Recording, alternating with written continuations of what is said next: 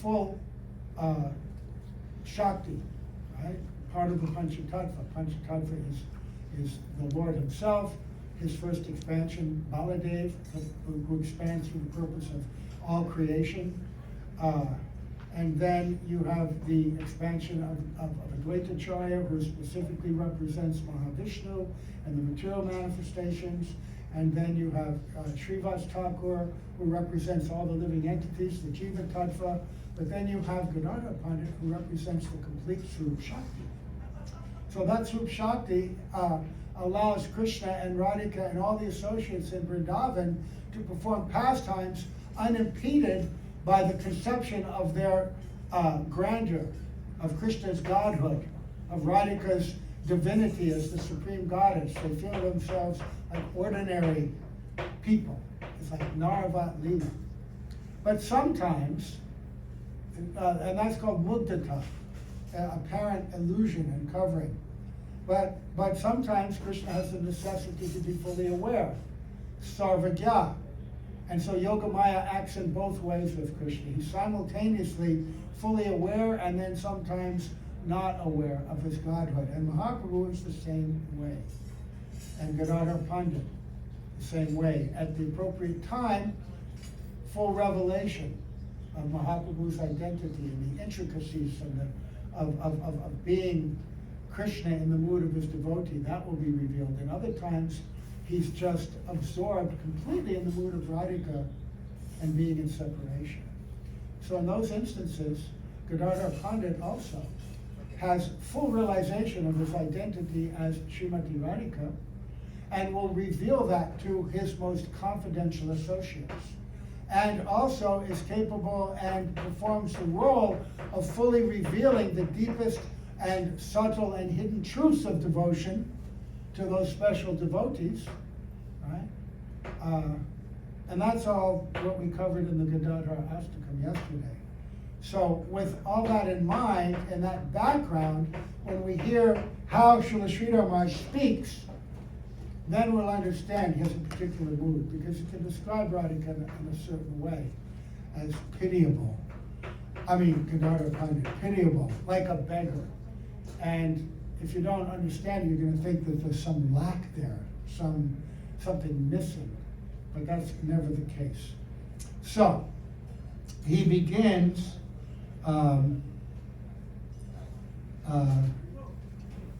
by talking something about Gorkishore Das, Babaji, and Bhaktivedanta Thakur. Remember, Bhaktivedanta Thakur's disappearance was also the same day, and we spent about a day and a half talking about him as well.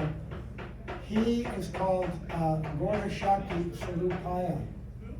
Speciality of Bhaktivedanta Thakur is he's fully empowered with the energy and power of Gadadhar Pandit in order to reveal the teachings of Mahaprabhu to the modern world, those teachings which had practically disappeared and been perverted by Sahajas and Apasiddhanta.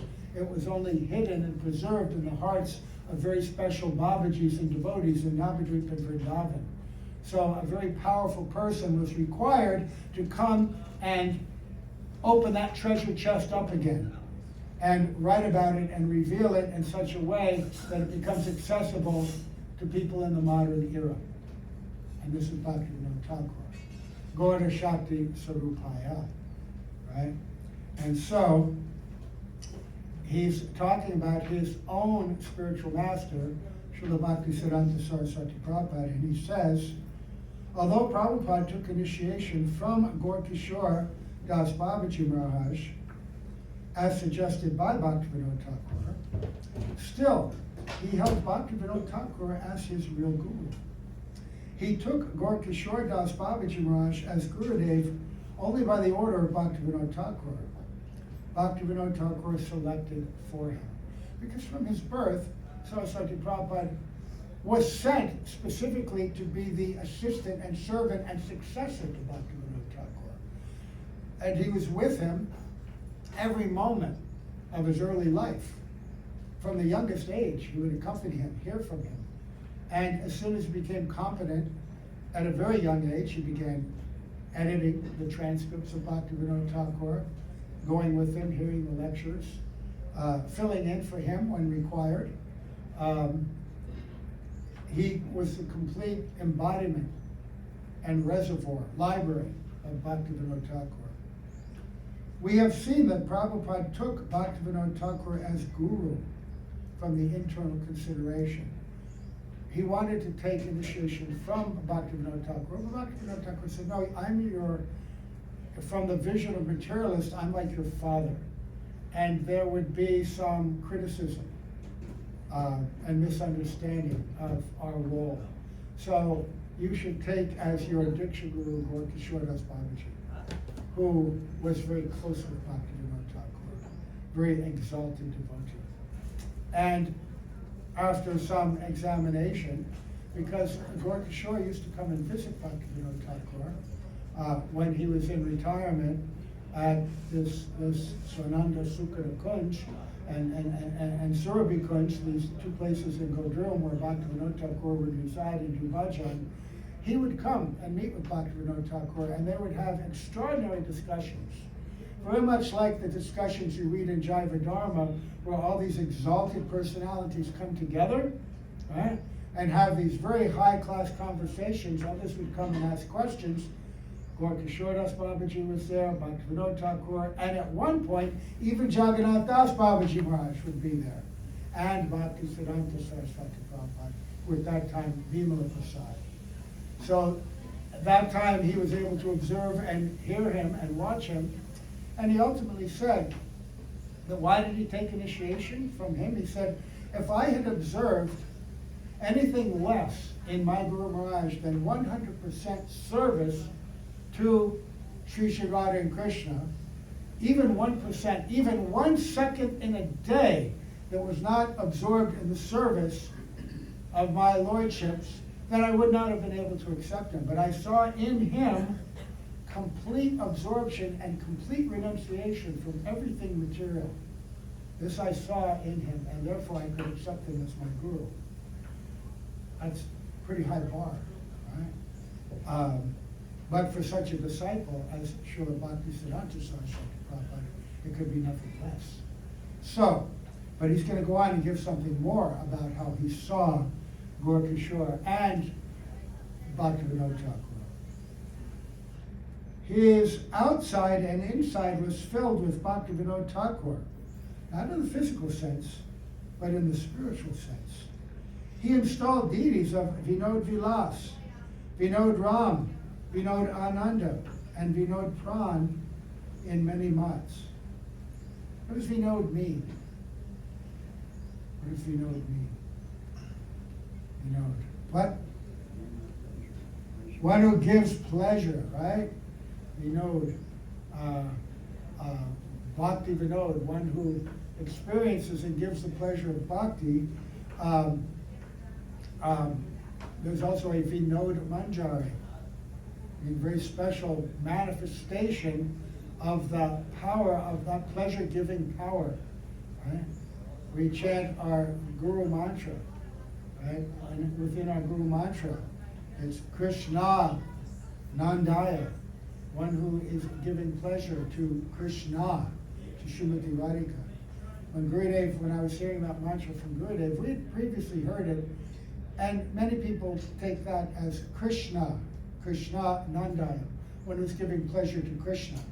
And Gurudev was saying the mantra, and we would repeat it, and he said it, and I said, Krishna Nandaya. And he looked at me and he goes, Krishna Nandaya. Know that our gurus, our line, they're Krishna Nandaya. They're those who are giving pleasure to Srimati Radhika. So Vinod means that, one who's giving pleasure to Srimati Radhika. So Vinod Vilas, the pleasurable pastimes, right? Vinod Ram, which Ram? Radharama, right?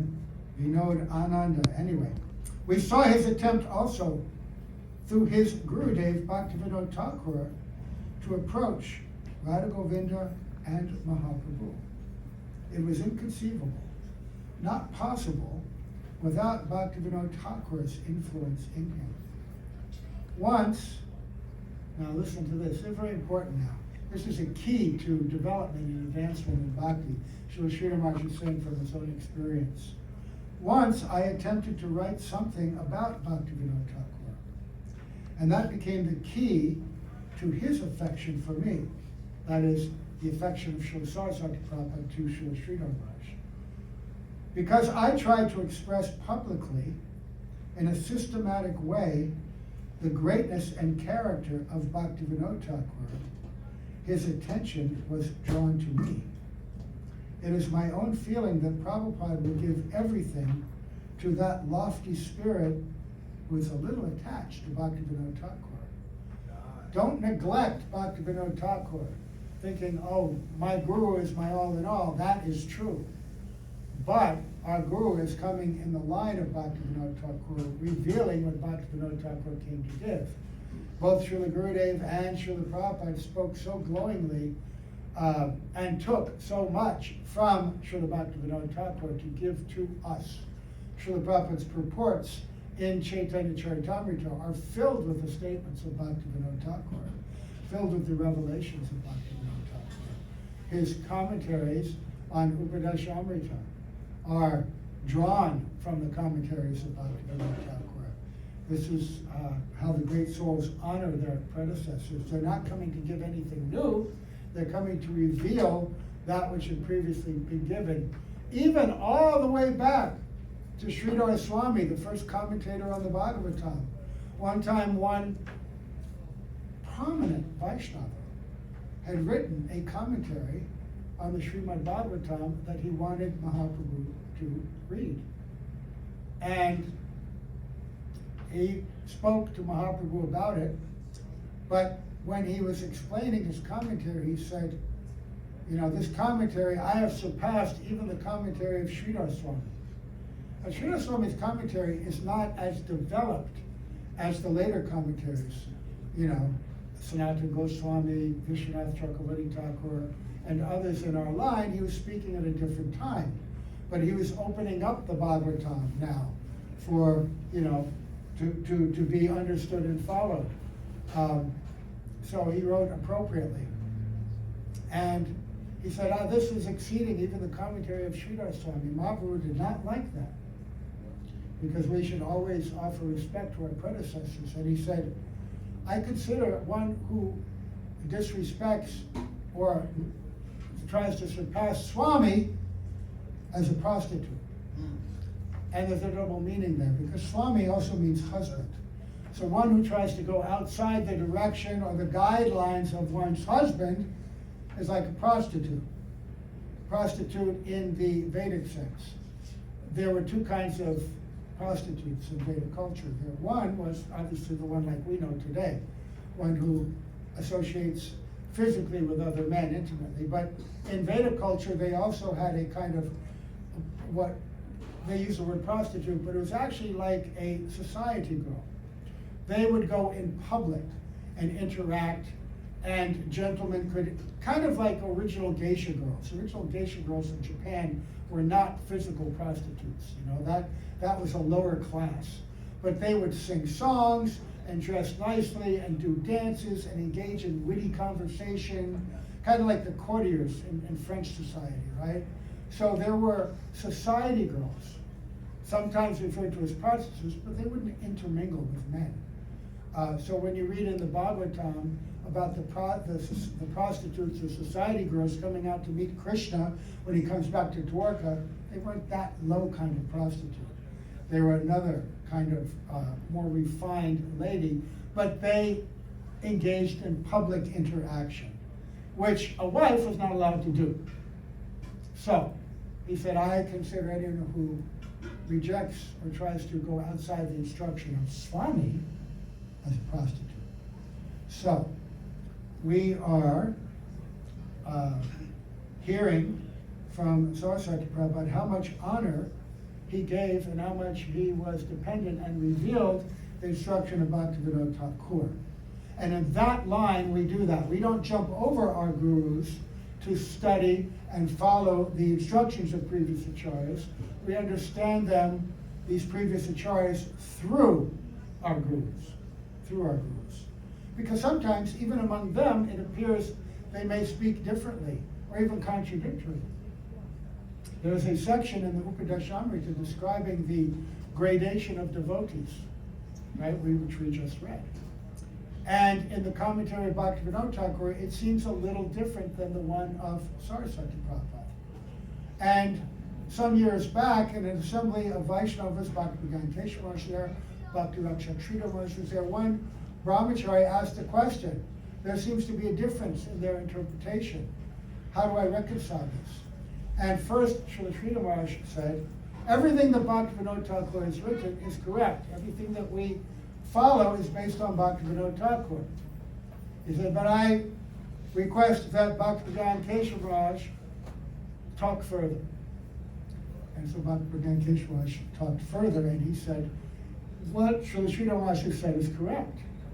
And yet, everything that we understand about Bhaktivedanta Thakur, we understand from our Srila Prabhupada. He has revealed Bhaktivedanta Thakur to us. So he, more than anyone, was always with Bhaktivedanta Thakur. He edited his books. He was with him all the time. He heard all his lectures from the youngest age. He is absorbed in everything of Bhaktivedanta Thakur, and he understands him completely. So whatever he has said in his commentary is the inner and deepest meaning of Bhaktivedanta Thakur's commentary. And they're not contradictory. And then it's important to understand that Bhaktivedanta Maharaj and Bhakti-Raksha Maharaj were not in different camps there, but they were explaining step by step how to reconcile apparent differences. So they gave honor to both and explained how to reconcile. In the Chaitanya Bhagavat, Vrindavan Das Thakur says that sometimes two Mahabhagavats may appear to be different or even quarrel. Because sometimes in the mood of praying, they'll take different sides of an issue. And they may argue. Like what? Or Advaita expounding on what appeared to be impersonalist philosophy. Right? And Vrindavan Das Thakur explains over and over how he never did that, but unless you understood his commentaries and statements in a deeper way, those who were impersonalists drew out an impersonalist meaning. So you don't take sides. That was a joyful conflict, but sometimes there's conflicts that appear different. They appear to be very different and antagonistic to each other. But in Jaiva Dharma, in the later chapters, Gopal Guru is speaking to Vijay Kumar and explaining that in Vrindavan, that sometimes one group of gopis under Radhika will argue very harshly about gopis under the guidance of Chandravali. And it appears, even sometimes the word hateful is used, right? And when you read their direct statements, you think, oh my goodness. And I've heard some devotees in the early stages speaking highly critically of Chandravali, right? But you can never do that, because Bhaktivedanta Thakur explains in the conversation, their dialogue and their criticism is actually an expression of high-level praying, very high-level love of God. And they're actually loving each other in that exchange. We can't see it because our only experience in this world is a very perverted form of emotion. Our emotions are very perverted and self-centered. And our conceptions of criticism and hate and everything are very different from that in the spiritual realm. And so, actually, Chandravali and Radhika, they're sisters, they're cousin sisters. And they're united for the purpose of Leela and pastime. Chandravali takes a different side to enhance the joy of the meeting of Radha and Krishna. She becomes the opposing lover so that Radhika and her group will become more vehement and more strong in their attempts to please Krishna. and it excites their prema and their love, and it gives joy to Krishna to see that, right? And they'll talk about each other. Oh, they don't understand anything about love. They don't understand anything about love. But when they're both in separation, they come together and console each other. And Chandravali says, actually, I know you're the greatest devotee. And she gives her so much praise and love. So pure devotees in our realm, who've appeared in our realm, they may appear to be different in opinion, especially in our Gaudiya Vaishnava line coming from Siddhanta Saraswati Prabhupada. But don't take sides. And don't criticize one thinking you're supporting the other. Vrindavan Das Thakur says, if you do that, you're ruined. You're ruined. If you can't understand the differences, then you just stand back a little bit and hold your hands and go, yes, namaste, I'm staying out of this. You have to speak loudly. All right, I will. Okay. It's actually described in Bhaktivedanta Maharaj's book, the introduction, that these apparent differences between Vaishnavas is actually just a reference to their specialities. The specialities of the seva. Absolutely correct. That's exactly, we mentioned that briefly. A good way to wind it up. Say what you're going to say it, and then say what you said. Good. Oh, okay. One time, because we know in various places in Srila Prabhupada's books and sometimes his conversations, sometimes he referred to his godbrothers in demeaning ways, and sometimes Yes. criticized them. But one time, one of our godbrothers was in front of Srila Prabhupada criticizing his godbrothers, and Srila Prabhupada yelled and said, no, you cannot say. He is my godbrother. You must honor him. I can only say. Right. In that same connection, one time he said, in private, godbrothers may even give one another a slap. Right? But you can't do that. You can't do that. So now, he says, Don't face it to the speaker. so because I tried to express publicly in a systematic way the greatness and character of Bhaktivedanta Thakur, his attention, Saraswati Prabhupada, is drawn to me. It is my feeling that Prabhupada will give everything to that lofty spirit who is a little attached to Bhaktivedanta Thakur. Knowing that sentiment, sometimes when we had to speak publicly, like at the end of Parikram or something, I would try to use Bhaktivedanta Maharaj as my source and authority and offer him praise. And whenever that word, Bhaktivedanta Maharaj, came out of my mouth, Gurudev would look over at me and glare. A little bit frightening way, but it was, better do this right. So yes, praise these persons, but do it right. And one time I didn't do it right. And boy, in front of everybody, this would never have happened. And then he just did this whole correction, and I wanted to get swallowed by the earth at that time. At the same time, I realized that this is for my benefit, and he's correcting something. And I accepted it, but still I was so morose. And I was just sitting there like a worm, and I began to write an apology letter to Gurudev, and I just wrote it. I went to bed, and I came the next morning, and I have to go sit up on that stage again. And then Gurudev came in and looked at me, and he knows everybody's heart, so he knew that I had, 12 hours of remorse and regret. And he just smiles and he puts his garland on me. So lesson learned, and remorse deep there in the heart. But if you're going to praise a person, know their type for do it right. So now here's the thing. Prabhupada Saraswati Thakur saw Radharani and Gadadhar in Bhaktivedanta, the highest ideal of Guru Tattva. Gaur Gadadhar in Madhurya Ras, and Radharani in Krishna Lila. Two aspects of Srimati Radhika. Her aspect in Krishna Lila, which he revealed so beautifully in so many ways, and her aspect as and relationship with Krishna as Gaur Gadadhar in in Gaur Leela. But also the element of Madhurya Ras, spoken of, experienced in a different way. Anyway, that's a whole different topic, which I'm not qualified to speak on.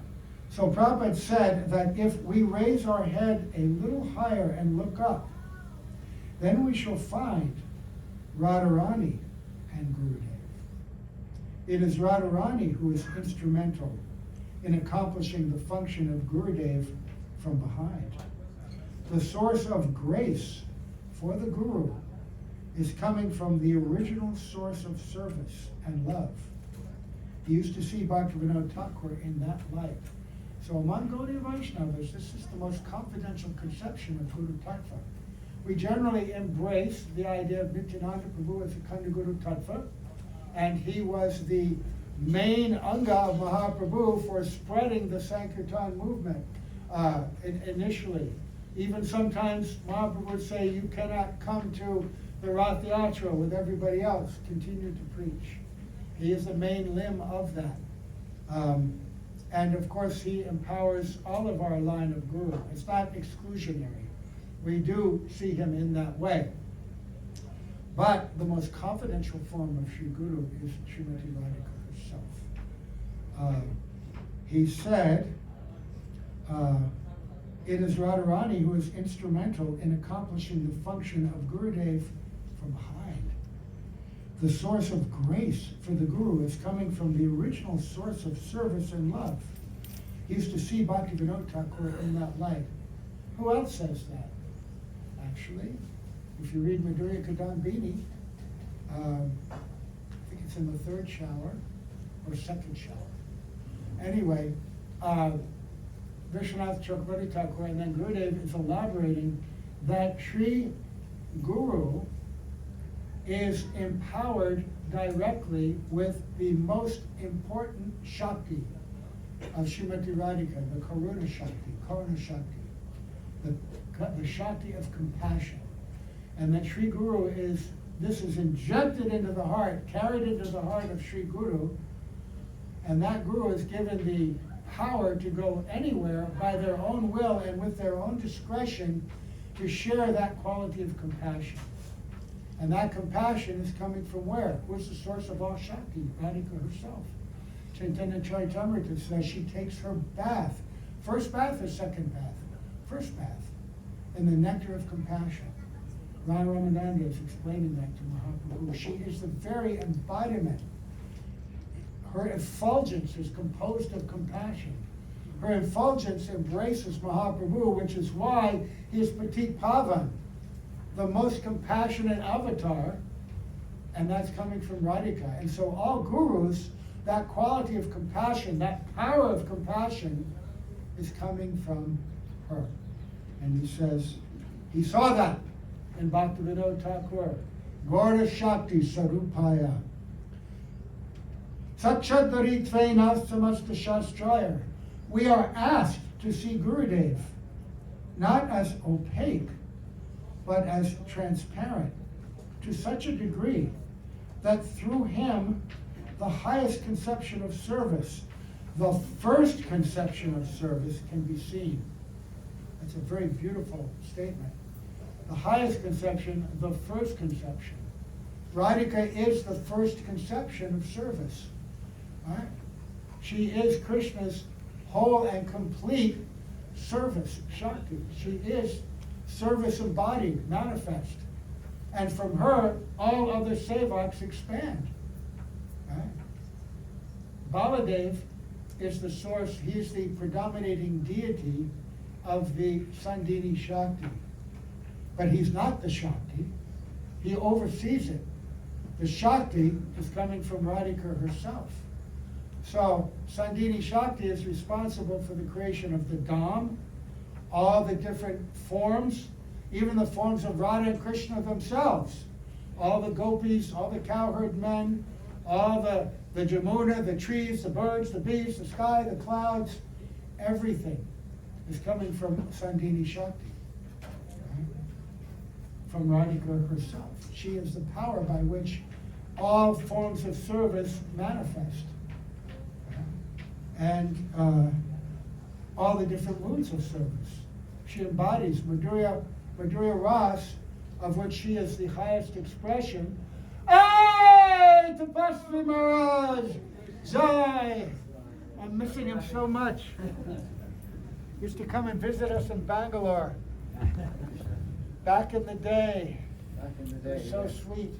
It's a new day now. Yeah.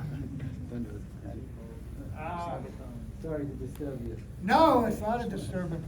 We were talking about compassion and love and all these okay. qualities, and then you walked in, you know? Hare Krishna.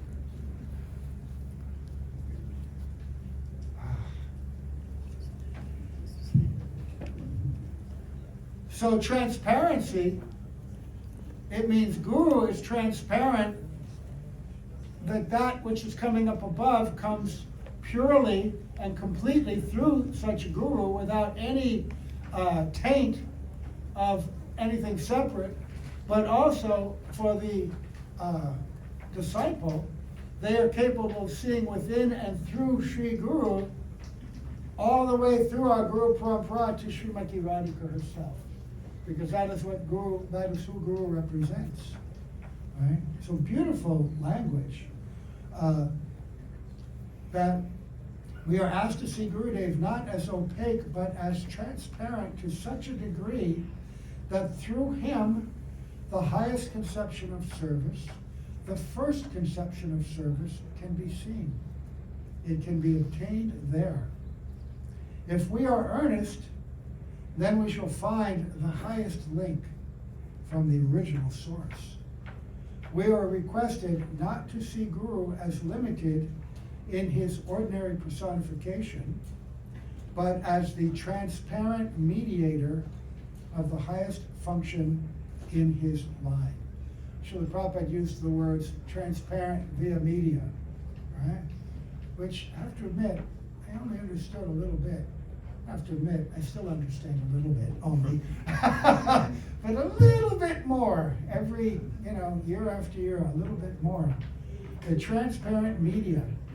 And again, just this little statement, not limited in his ordinary personification. That means don't see him limited in the way that we see him as he appears to us in that body.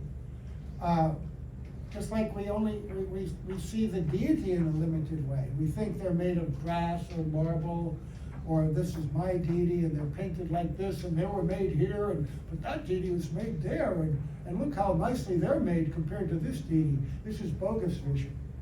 This is bogus vision. The deity is the Satchitananda form, Vigraha of Krishna and Radhika themselves, of Mahaprabhu, and according to your vision, you may see them. And that's why, in ordinary life, in ordinary temple life, devotees who serve nicely, those deities, they're the most beautiful. There are deities all over the world, but these deities are the most beautiful. Why do they see them like that? Because the deities are showing themselves, even in the smallest of ways, according to your seva. Right? According to your seva. And that applies to household deities too. And have you ever studied art, like religious art? There's a school of art, Russian iconography, and they make these very unusual pictures of Jesus and, maybe different saints, but especially of Jesus. And some of these pictures are very unusual looking, very powerful. But the most famous of these iconographers, is that how you pronounce it, were also very austere mystics. And they would go off into these remote places and, Russian devotees, they're like that too, right? They like to do austerity and they're very, powerful. These people would live in these very dreary remote places and fast and just be all alone and do all kinds of austerities, and then they would paint these pictures. And they would have, they would be reading their Bibles and chanting prayers, and then they would paint. And these paintings represent their visions, right? Their visions. And there's something to that. And the deities that we see, they also represent the vision of who made them, but ultimately they represent the vision, and this is described in Jaiva Dharma, when the mullahs came to discuss with the Vaishnavas. They wanted to understand some things about Vaishnava philosophy, and they said, why do you worship material forms of God? Because it says in our scripture, in the Quran, that to worship anything material is what? Boot? Is that what the word they use? Boot? It's a blasphemy. And it says in the Bible, thou shalt not worship graven images, right? And in Western language now, idol has come to mean a graven image, a material conception. And the Vaishnavas explained, we do not worship a material conception of God. We don't. God is Satchidananda Vigraha. He's eternal, transcendental. But you have these forms, yes. But these forms are conceived in the hearts and vision of pure devotees. And then they're created based on that description. And then according to the purity of the worshiper, they may be able to see that deity as the deity actually is. That deity may appear to have been carved by an ordinary person, but they're conceived in the pure heart of a transcendental person who then invited the Lord himself to come and appear as that form. Right?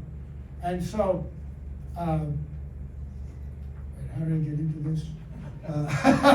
Oh yeah, guru, ordinary personification, the form of guru. We see that. But the form of guru, just like the deity, that deity is all-pervading transcendence. And when you serve them, they reciprocate and show themselves.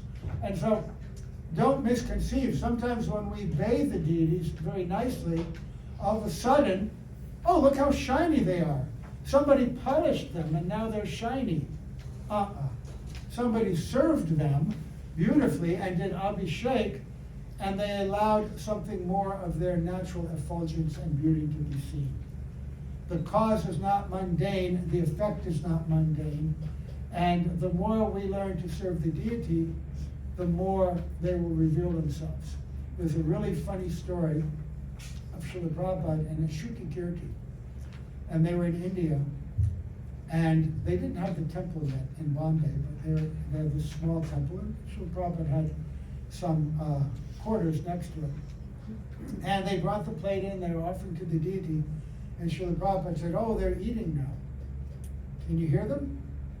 Shuki Kirti says, no, Srila Prabhupada, I can't. You know, we were all so goofy then. Sincere as anything, but we didn't know anything. And he said, Srila Prabhupada says, you can't hear them? No, Srila Prabhupada. He says, come over here closer. And next to the door, you know, can you hear? No, Srila Prabhupada. You can't? And he took his head and he banged it on the floor. Now can you hear? No, Srila Prabhupada, I can't. He banged it again. Now can you hear? No, he banged it again. Now, and then all of a sudden he heard little utensils tinkling. He said, yes, I hear them, Srila Prabhupada. I hear them eating. Srila Prabhupada said, you just said that so I wouldn't bang your head again. He was playing with him. But he gave him a little sporty. And we get our own sporties when the deities become more beautiful to us. And sometimes little incidences, but for real devotees, they will actually show, they will eat. Sometimes they won't leave anything on the plate. And sometimes, in many of our temples, the deities would change their form. In one temple in Detroit, they wrote to Srila Prabhupada, Srila Prabhupada, the clothes that we had for the deities, they're not fitting anymore. They seem to be bigger. And Srila Prabhupada wrote back, oh, they're eating very nicely, and they're gaining weight because of your seva. In Brooklyn, a beautiful Radha Govinda, and one year we started making these massive ladus, which you've never seen such a ladu before. It was made with basin flour, fried in ghee, little balls, and then bound together with honey and almonds and walnuts and cashews roasted in ghee and beautiful figs and apricots and dates, all bound together in the most glorious thing, and little ones made for distribution. The public was getting these things. And every day, they're making these and offering so many opulent things. And that winter, Radhika's cheeks got bigger and bigger and bigger. When she first came, she was kind of thin, like a, little teenage girl, but she was getting bigger and bigger. And there's photographic evidence to prove this. There are pictures of her with these big round cheeks, and everybody could see it, and everybody knew it, and everybody knew. And we had that same experience in Bangalore as well, where deities were worshiping there at some point. They reciprocate, not imagination. And when you go very deep, you can actually, they'll talk to you, right? So we can see according to the depth of our Shraddha. He says, if only our vision is deep, we can see according to the depth of our faith, our vision. Guru Tattva is very peculiar, very noble, very broad, wide, and very deep. Okay? Yes. Do we have a mic? Yeah. There's a nice story. I was in Australia, and Gurudev was there in Cessnock. I forget the couple. I think the Prabhu is our godbrother. Do we have less bass on that? Or maybe speak a little bit away from it. So Like hold it right here. So anyway, Yeah, that's good. Gurudev was there about a week, and after a few days, they had brought in Krishna deities, and they brought him to Gurudev, and they said, we're wondering if you could install our Thakurjis. And Srila Gurudev said, how long have you been worshipping them? And he said, about 12, 13 years. And Srila Gurudev said, you don't think Radha and Krishna are there? Oh yeah, we serve them so nice, we're so attached to them, this, that, and there are so many nice. And Gurudev said, you should understand the Pran Pratishtha is actually for neophytes. Because your sincerity and your devotion and your Shraddha to Radha and Krishna, they're present. But still, I will do, but you should know this is the higher conception. Exactly. And that applies to everyone, and it applies in our daily seva as well. And we're talking about our relationship with Sri Guru, and this is the fundamental, the foundational conception of this festival. This Braj, new Braj Dham, Bhakti Sridhar Maharaj was here about 3 weeks ago, and he was speaking about this place, and he spoke very fervently that, Gurudev gave this name, New Braj Dham. And he said, don't think that this is just something he said to make you feel good. He, Mahabhagavad, Radha Krishna Prashna, very dear to them. And this place has been established as a Dham. Wherever Sri Guru is the Dham, because they carry Radha Krishna, they carry Vrindavan with them. And he said, he's installed Giriraj, this place of his speaking every night. And Gurudev said, I have left things here and spoken things here I've never spoken anywhere else. So this is a festival to become deeply absorbed in Guru Tattva, because Guru is one. We are specifically attached and glorifying the way in which Srila Bhaktivedanta Narayana Goswami Maharaj taught and preached. So all week long, that's going to be the emphasis. We're speaking about Rath Yatra as he revealed it, taking the teachings and commentaries of Srila Prabhupada from Chaitanya Charitamrita, speaking from other texts, revealing it in a very extraordinary way for us to help us grow in bhakti, help our faith grow, and as our faith grows, our vision will become deeper. We'll see the broad and noble and deep and wide conceptions of bhakti. And for that, we are completely indebted to our Srila Gurudev, and there'll be so many stories about that process as it took place here. And fortunately, there's not just the memories of the devotees, but there are recorded transcripts of his talks, there are videos of his talks, And there are the living Vaishnavas that went through the transformation, right? Like the people that are running this place now were little kids when Gurudev first came. Those who are their teachers are old retired emeritus people now, you know. You know, we're you know, so we're speaking of this because we want to understand this concept of Guru Tattva, and this discussion that we've had over the last few days with Sri Gadadhar Pandit is the origin of Guru Tattva. As he was saying, the original source, the first source of our seva comes through Gadadhar Pandit, and thus becomes manifested step by step through Baladev Prabhu, you know, Krishna's first expansion, coming to teach, coming to show, embody the quality of service, but it's all coming and exhibited through the complete Swarup Shakti, Radhika herself. So we are warned against thinking that Gurudev has mortal qualities. Prabhupada, in his ideal conduct, has shown this to us. How much earnestness one may have for Gurudev. We have seen this in his practice, in his ways and advice. Bhaktivedanta Thakur was completely awakened within him. Everything for Bhaktivedanta Thakur. And in our Prabhupada, his Prabhupada was in his heart, and Bhaktivedanta Thakur was awakened in him through his connection, transparent connection with his Bhaktisiddhanta Saraswati Prabhupada.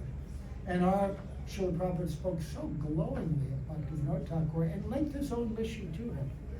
He has said, Bhaktivedanta Thakur, he could have delivered the whole universe. He's Vaishnava. He had that power. But he left some remnant of service for us. So it's very beautiful to see ourselves.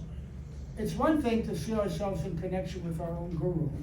And that's a very beautiful and important thing. But as our vision grows and broadens about our Guru, we begin to see and appreciate their connection with their Guru, and that connection with their Param Guru and you know, Parama Preshta Guru, the whole connection in the line. The more you appreciate the Guru Parampara, the more you see them, the more glorious your own Guru becomes. So, what high kind of realized conception Bhaktivedanta Thakur has given us. We should not think that he has acquired this knowledge in one lifetime. It may seem from the ordinary events of life that this was the natural development of Jnana Shunya Bhakti. In other words, he performed pastimes, a certain kind of leela that made it look that in the beginning he wasn't a devotee, and then he became a devotee, and all this happened in one life. No, he was Vaishnava before birth, from birth, during birth, but like Mahaprabhu, he didn't show his Vaishnavata or his Bhagavata in his youth. He's doing special pastimes for different purposes. When he was the arrogant scholar, you know, mocking his own devotees, you know, mocking them and debating with them and arguing with them and joking about them. And they had love that could not be restrained or covered by even those actions.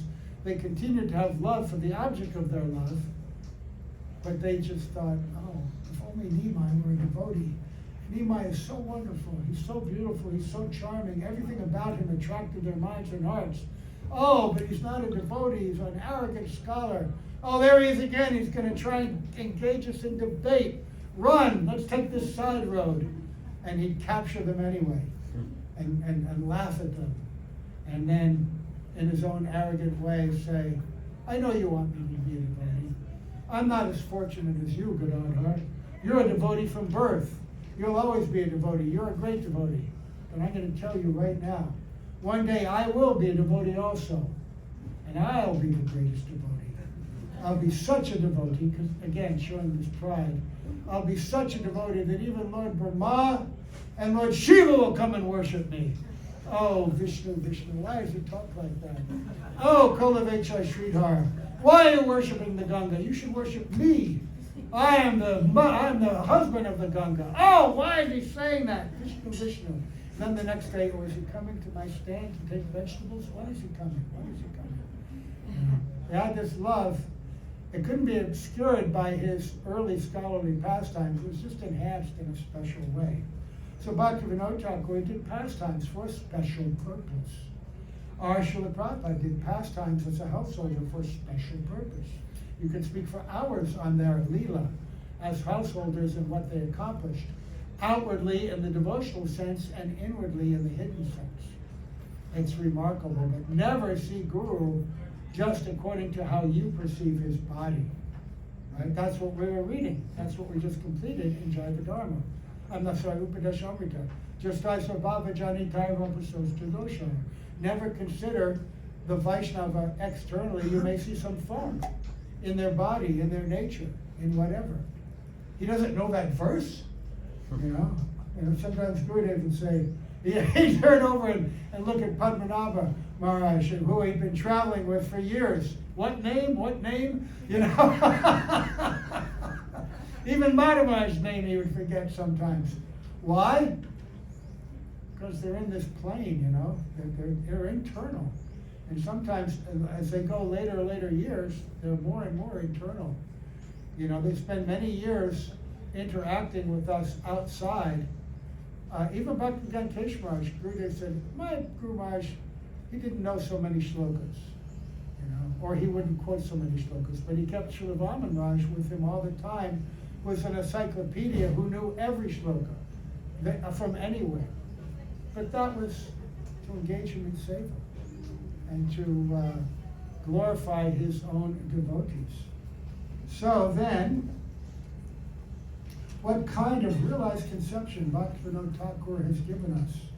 We should not think that he acquired this knowledge in one lifetime. It may seem from the ordinary events of life that this was the natural development of Jnana Shunya Bhakti.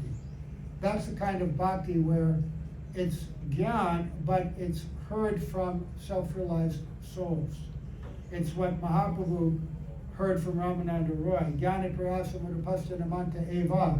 When he said that verse to him, up until that point, he had spoken of Karma Mishra Bhakti, Jnana Mishra Bhakti, but he came to Jnana Shunya Bhakti. That knowledge heard from self-realized souls, free from all the defects of material contamination. When one hears and follows that kind of person properly, then you get the full blessings. That's the beginning of Bhakti. And Mahaprabhu said, okay, up until now, I've rejected everything you said is external. This is all right. This is the beginning. Now tell me more. And from that stage, it became the beginning of Prem in Shantaras, then Dasya, Sakya, Vatsalya, and Madhurya. So it seems like Bhaktivedanta Thakur went through those steps, being born in a Shakta family, half Shakta family, and engaging in worldly activities for the maintenance of his family. But no, in his youth, Bhaktivedanta Thakur had some other tendencies. He married twice. Still, that does not negate that he is an eternal servitor of the Lord. Otherwise, such intensity and such depth of feeling cannot come abruptly. Prabhupada saw him as the representation of Gadadhar Pandit. He saw Gorkishore as Swarup Damodar, and Bhaktivedanta Thakur as Gadadhar Pandit. Right, that's a very secret and amazing realization. Seeing his gurus, the manifest empowerment of these personalities. So that's when he starts talking about Gadadhar Pandit. This is about 10 pages.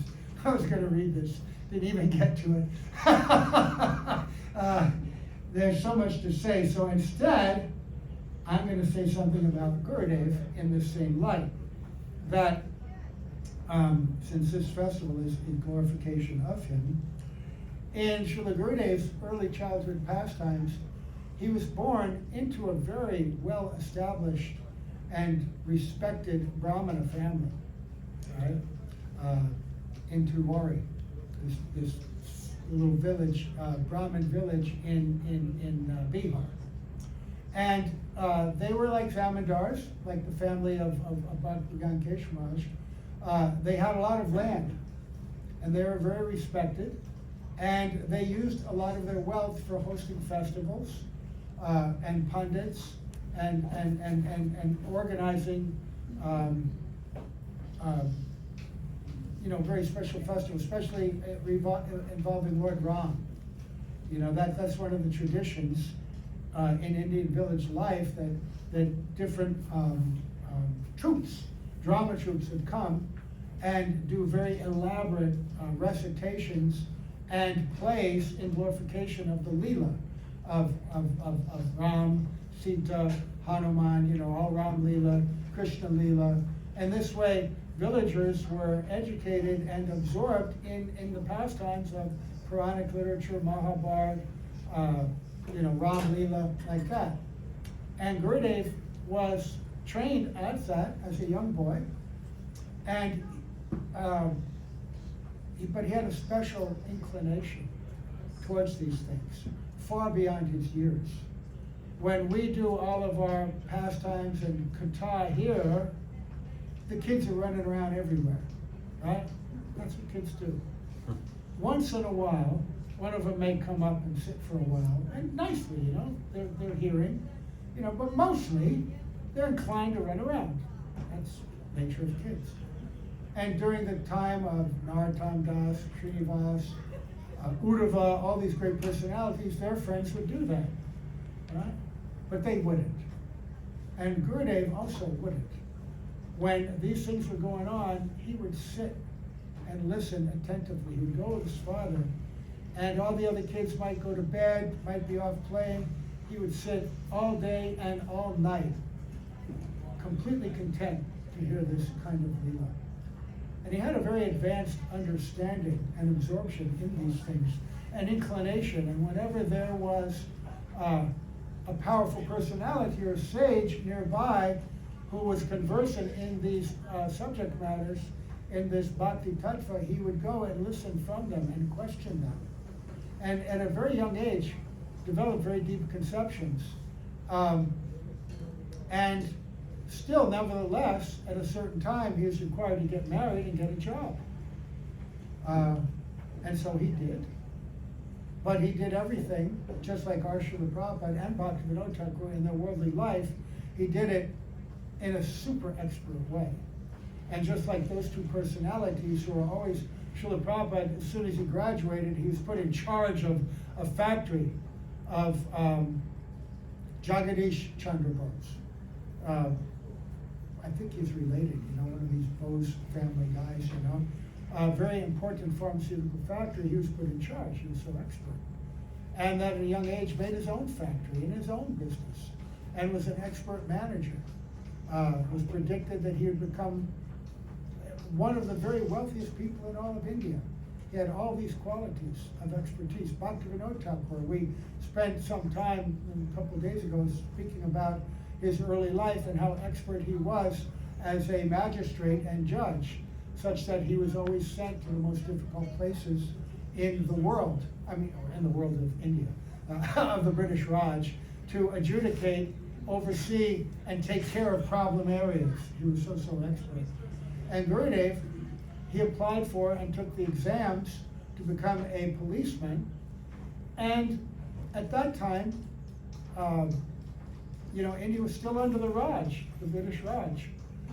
It wasn't until 1947, by that time Gurudev had joined the Math, that they were free from that.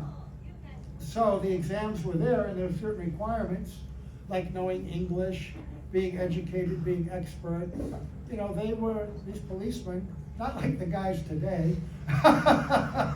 Back then, they were cream of the crop. And he really quickly rose through the ranks. He was a problem solver. He was somebody who could get things done in very difficult situations. And time after time, he was promoted because of his expertise. But at the same time, he was still continuing to study and learn. And one of his expertises was he was a great athlete. He was a super athlete, Gurudev. And because in his youth, to go to school, every day the school was miles away from his home. And he would run to school. He had this natural energy. And when he was running to school, he'd always be chanting, Ram, Ram, Ram, Ram. This is where he got his energy, right? And so when it came time for the competition, they would have competitions and the different police departments would compete against each other, regionally and all like that. And Gurudev's group, they were kind of intimidated because they were from a small town, small city, and some of these police stations from the big city, you know, like if you ever competed in sports in high school, you know what that's like, you know. You know, you're from a small school, you're competing against a big school. Anyway, they would compete, and they'd be intimidated, and Gurudev would say, don't worry, just chant the name of Ram, Ram. And his power was so great, he would infuse them with his own shraddha and faith. And they would compete and they would win because of that. And so everywhere he went, he'd always take first place, not just in one thing, not just a 100-meter dash. Well, they probably did a 100-yard dash back then because British. 200-yard, quarter-mile, distance races. Gurudev would just flatten everybody. Yeah, long jump, high jump. He won everything. And then there was this big national competition. I don't know if they did swimming or not. Swimming races too? All right, he did that also. Because he'd swim across the Ganga. Nothing he couldn't do physically. And so he got a reputation. And so then he went and attended this big national competition. But they said, oh, you're not eligible. Why? Oh, because this is only for officers. He was still pretty new of a certain. He said, well, I don't care, you know. You don't have to give me the prize, I just want to compete. And these were the best of the best. And he blew them all away too, and won all that. And because of that, the local people said, oh, you're bringing us so much fame, we're going to promote you and make you an officer. Right? And so he went along like that. But then he had been exposed to one sage who began telling him about one devotee who had come from the north. I don't think he was a Gaudiya Math devotee, but he had been talking about Mahaprabhu. And Gurudev wanted to, I'd never heard of Mahaprabhu before, this great devotee. Is there anything I can read about him? And there was some obscure text that he began to read, something about the history of Mahaprabhu, and he became very curious. And then, after that, the devotees from the Devananda Gaudiya Math, Nartamananda was there, I don't think Hayagriva Brahmachari was there, but some others, and they came to his village and began to speak. And Gurudev was such a devotee. I didn't mention this, but in his youth, because he was such a Ram Bhakta, he'd been doing some intense meditations, and he got direct darshan of Sita Ram. They came and gave him direct darshan, an audience, and encouragement. But then these Gaudiya Vaishnavas were saying all these extraordinary things, and he wanted to hear more and more, and he was taking instruction from them, and then he began to chant Hare Krishna, the Hare Krishna mantra that he had heard from them. And he was chanting more and more and more. And one day he was supposed to go into the office and do something very important. And I've heard the story in two ways, but I'm going to say it like this, abbreviated way. But that day he had been chanting, and he got so lost in the chanting, he forgot to go in. He forgot to go in. He was just completely absorbed. And he thought, oh my God, now I'm going to get it. Going back the next day, you know, I'm going to get in trouble.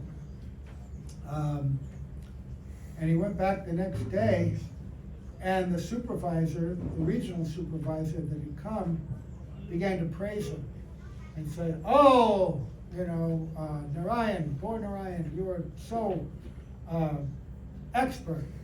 Yesterday we had such a problem, and you out of everyone was able to solve it. You know, I don't know how you did it, but I'm going to give you a promotion because of that. And he thought, what? And when Gurudev told the story in later years, he related it to the story of that Brahmin, Jayadev Goswami, who was perplexed about whether he could write a certain verse or not, about Krishna bowing down his head to Srimati Radhika. Krishna doesn't do that. He's the Lord. He's Shaktiman. He would never bow to Radhika, but yet I see this. Can I write this? And he went off to take a bath, and while he was gone, he appeared to come back early and go and write something in his room, and then he left again. And then when Jayadev came back, his wife said, "What are you doing coming back and forth? You're coming back again? You just left." He said, "What do you mean I just left? You just came back, you said you had to write something, and then you left again. Now you're back so soon?" "I never came back." "Yes, you did. And you went in and wrote." "What?" And he goes back and he looks in his book, and that very vision that he'd had was composed in his own handwriting in a very beautiful verse that Gurudev would always quote, that, "I'm experiencing the poison of separation from you, and only the touch of my head to your lotus feet can assuage that feeling, that poison. Please give me your blessings and allow me to touch my head to your lotus feet," speaking to Radhika. And he went back and he saw that, and he realized, oh. And there was another pastime where he's trying to fix the roof, and some neighbor or somebody came, and but it's actually Krishna who was, handing leaves or up on the roof, I can't remember which, helping him to do it. But then Gurudev said, "Oh, who could have come and taken my form and imitated and done something so expertly?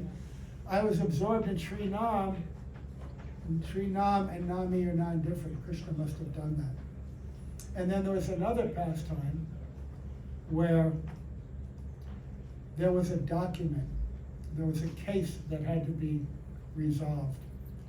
And the case was going to be heard in Calcutta to the high court judges there. And the state and regional director of all the police, he was a British guy. And he was very strict. And if anybody ever messed up, he'd just fire them or demote them. He had very little tolerance and very little appreciation for his Indian subordinates. Because that was the attitude of a lot of the British. They thought that they were very inferior people. And they resented them a great deal, because sometimes, these people, they're really intelligent, these Indians. And so, being threatened by that, they would sometimes, act like this. And this is this kind of guy. These kind of managers exist everywhere. You did management counseling, for so many years. You know what that kind of person's like. And so they were worried because this file was lost. He said, "I need this case file. There's only one case that's relevant to this, and it happened like 15 years ago, and it happened in this district, and somewhere this file is." And they had a warehouse with files going back, 100 years. And if you've ever been to an Indian office, we used to have to go to offices a lot to do business and get files and get permission. And these little offices, no computers or anything, they would just get these files, put it in a binder, tie it up, and just indiscriminately put it anywhere. So they'd have file cabinets, they'd have stacks of files over here, stacks of files over there, all covered in dust, some of them rotting. And they had a whole warehouse of this, up to the ceiling, warehouses of files. And the policeman had been looking for this file with no idea of where it could be, no reference, what was that thing at the library? They used to have the Dewey Decimal System. What do they call that, though? For the drawers, there was an index, special name for it. Rolodex? No. There's a name for it. The card catalog, yeah, see? We can't remember verses anymore, but we can remember all that crazy stuff. Go to the card, anyway, there's no card catalog, how to catalog everything. So, they called Gurudev. "Oh, Narayan, you've got to help us. You're the only one that can find this. If anybody can do it." "Well, when's he coming?" "He's coming today." And he said, "Don't worry. I'll find it. How? Says, take the name of Ram. I'm going to close my eyes. You hold on to me. You follow me. I'm going to put my hand out, chant the name of Ram. Wherever I touch, it's in that cabinet. Then you open the file and cabinet, and whatever file I touch, that's the file. Just chant with me with faith. Ram! Right. Ram, Ram, Ram. No, it's Jai Ram. Jai Ram. Just like in the races. And they'd seen it worked in the races, so, and they knew Gurudev was such a great devotee, they had faith in him. And so they followed him. And Jai Ram, Jai Ram, Jai Ram, and he's walking around, like we do pin the tail on the donkey, right? With mixed results. But Gurudev was being guided from within. And he walked to the file, opened it up, pulled it out. There must have been 1 million files. That was the file. And so even in the police pastimes, and Gurudev was an expert policeman, they'd send him everywhere for all these difficult cases. And that's going to show up later in his devotional life. I'll probably tell some stories when I do there's some amazing, wonderful stories. We got to end. He never took a bribe. Yes, and he never took a bribe. Anyway, they found the file. Oh, and then the guy comes, and he didn't, and he goes, well, where's the file? And they said, oh, sir, obsequious. He goes, we have the file. Gurudev wasn't like that. Who has found the file? He has found the file. And he said, who are you? But Gurudev, he wasn't bowing and scraping. It's described, he was standing very regally, very straight, very fixed and centered in who he was. And this guy noted that. Oh, he's not like the rest. And he was impressed. What is your name? My name is Maharaj. And he said, oh. And he knew you're special. I'm giving you a promotion on the spot. So he was only by this time, 23, 24 years old, and already he'd been promoted to a very high regional position where they send him everywhere. So we're going to stop here. Wait, where's the breakfast? I'm not late after all. Usually the breakfast is there and everybody's looking over in that direction. And the cooks and the distributors are giving me evil eyes. End the class. 5 minutes. What? Okay. We'll be ready in 5, 10 minutes. 5 or 10. All right, so in relation to him to being a famous policeman, okay, I'm going to tell a follow-up story.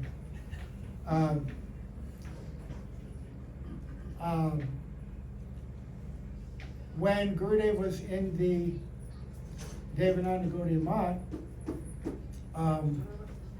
he was serving very humbly under the direction of senior devotees there, like Narahari, Seva Vigraha, Nartamananda, others, right? And I'm going to tell this story in the way I know it. We had an argument. I was going to look it up. I never did. I couldn't find it, Yeah, who got beat. Anyway. Sajjan Sevak. Yeah, so they would go out every morning, or every few mornings to the market where the farmers would bring their goods. If you've ever been to Loi Bazaar or a market in Navadvip, you go and you bargain with the farmers. And then you have to bargain the price, right? And a lot of these farmers in Bengal, they're very passionate guys, a lot of them are pretty rascally fellows. But we, Gamvasis, we don't criticize them, but they act rascally. So,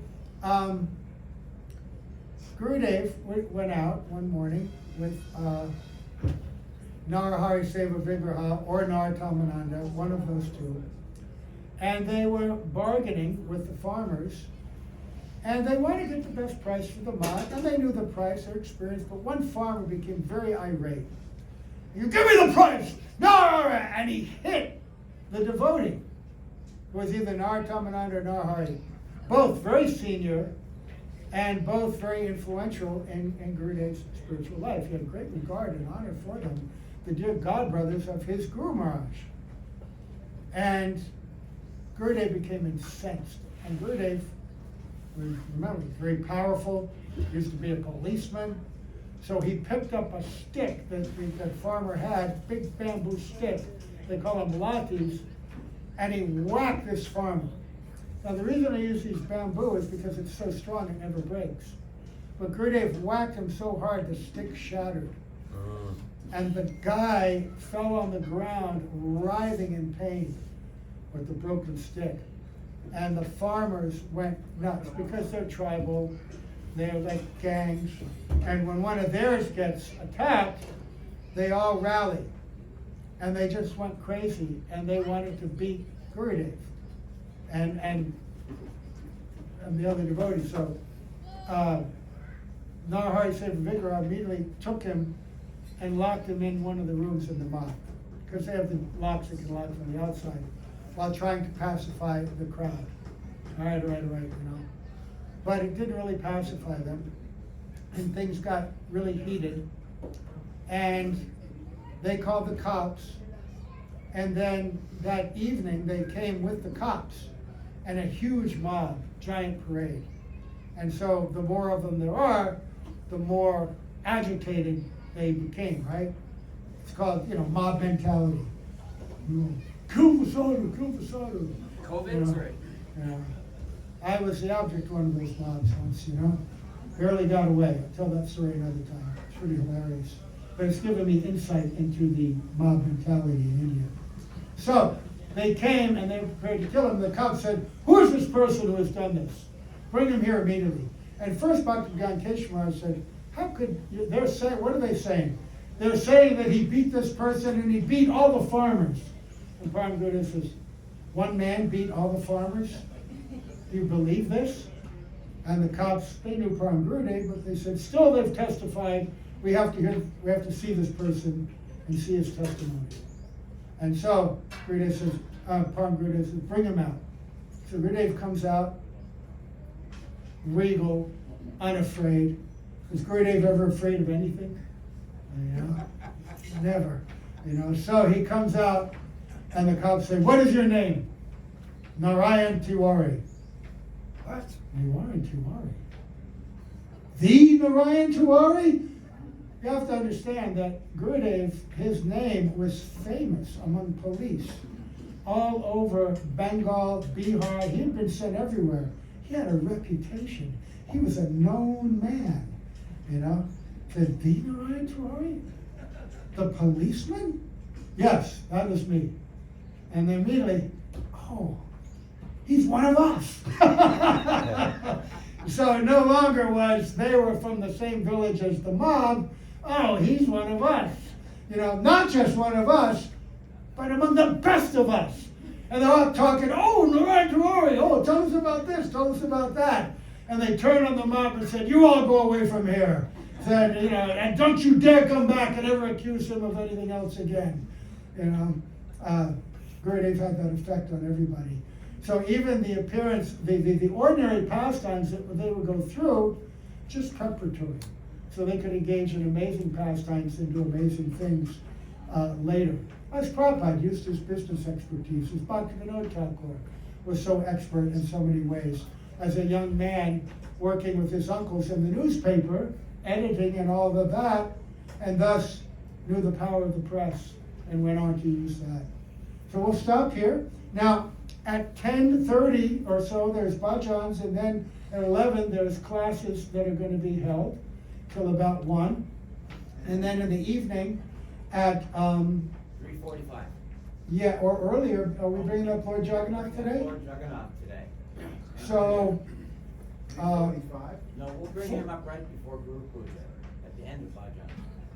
that should be, well, Guru Puja is supposed to go at quarter of. Quarter of. Quarter Five. of 5. Anyway, tonight's not as pressed because there's no play. So when are we bringing Lord Jagannath up? At what time? After Gurudev. Gurudev's coming first. Gurudev's coming first. Gurudev's coming first, and under the, with Mahaprabhu, they're going to make this place fit for Lord Jagannath to come. And then this evening, after Guru Puja, we will hear the pastimes of Gundicha Marching. So everybody be here. If you want to come for bhajans, that starts at what time? 3:45 for tonight. 3:45? Or 4? 3:45? Okay. 3:45 for bhajan. Okay, oh, because they do it for an hour. Right. And then about 4:45, we'll bring Gurudev up. And then Lord Jagannath. Oh, actually, we're supposed to be going up before that, because Guru Puja is supposed to start at 4:15. That's what we're gonna do, back it up, so that, So bring Gurudev up at 4:30. yeah, something like that. And then we'll bring Lord Jagannath. Anyway, be here for bhajans, we'll bring Gurudev up, then we'll bring up Lord Jagannath. He's coming to reside here for the week. Just like Lord Jagannath resides in Gundicha Marjana, outside the normal temple. You know, he has to get out. He took a bath a few weeks ago, he got somewhat sick. He wants to get out in the air and have a place to be refreshed. So he's coming up here. Also, That's what he's telling Lakshmi Devi. But actually, he wants to go back to Vrindavan and be with the gopis. He wants to come up and hear the Harikatha and the glorification, because usually he's down there. He doesn't get to hear the Harikatha. Okay. At 11 o'clock, Sriman Tirthapad Prabhu will speak, and then after him, we have Sriman Sajjan Maharaj speaking today. Okay. At 11 o'clock. And bhajan's at 10:30. Hare Krishna. All right. So we do a very short kirtan, even shorter than usual, because you've got to eat. Time's marching on. So, Hare Krishna, Hare Krishna, Krishna Krishna, Hare Hare, Hare Rama, Hare Rama, Rama Rama, Hare Hare, Hare Krishna, Hare Krishna, Krishna Krishna, Hare Hare, Hare Rama, Hare Rama, Rama Rama,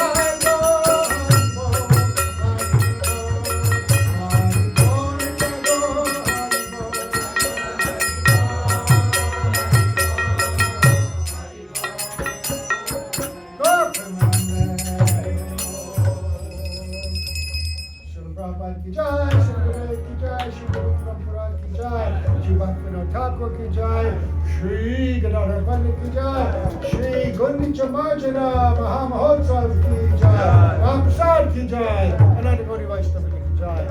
Tagore Premanande, Hari Bhaktivedanta Vaikhanas Maharaj ki jai.